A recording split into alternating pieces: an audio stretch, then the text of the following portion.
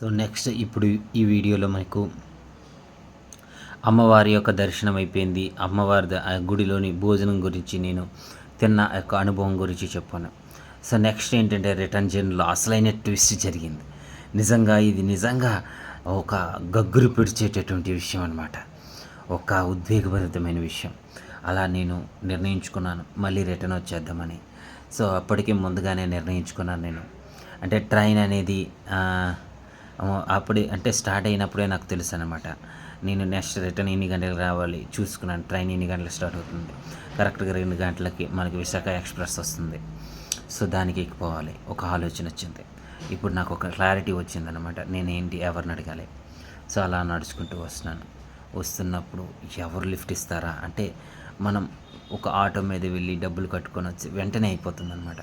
So కొత్త పర్సన్తో మాట్లాడాలంటే మనం చక్కగా ఒక తెలియని విషయాన్ని తెలుసుకున్నాం. సో అందువల్ల ఏంటంటే నేను ఆ లిఫ్ట్లో అడిగే వచ్చాను అనమాట. చాలామంది అలా వెళ్ళిపోతున్నారు, కానీ ఒకరు మాత్రం ఆపారు.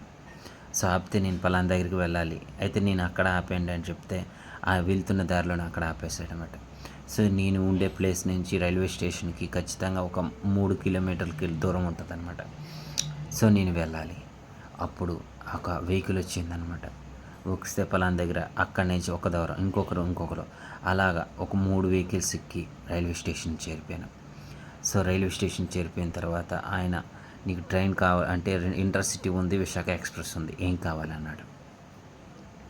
సో నేను అప్పుడు ఏం జరిగిందంటే నేను ఇంటర్సిటీకి తీసుకోలేదు, విశాఖ ఎక్స్ప్రెస్కి తీసుకున్నాను. అంటే అప్పుడే తీసుకోలేదు, అక్కడే చాలాసేపు వెయిట్ చేశాను.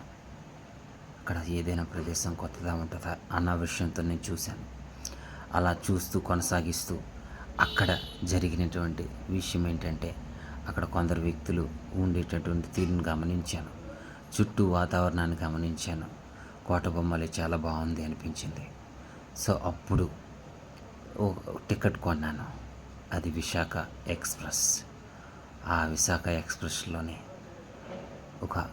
నేను ట్రైన్ ఎక్కేశాను. ట్రైన్ ఇంకా అప్పటికి రాలేదు, వేగంగా వస్తున్నప్పుడు వెంటనే ఎక్కేశాను. ఎక్కిన తర్వాత పొందూరు రావడానికి మధ్య ఒక అద్భుతమైన ట్విస్ట్ జరిగింది. ఏంటో అనేది నేను మళ్ళీ నెక్స్ట్ వీడియోలో మీకు చెప్తాను. రైల్వే టీసీకి నాకు జరిగిన ఒక అద్భుతమైన సన్నివేశాన్ని మీకు వివరించబోతున్నాను.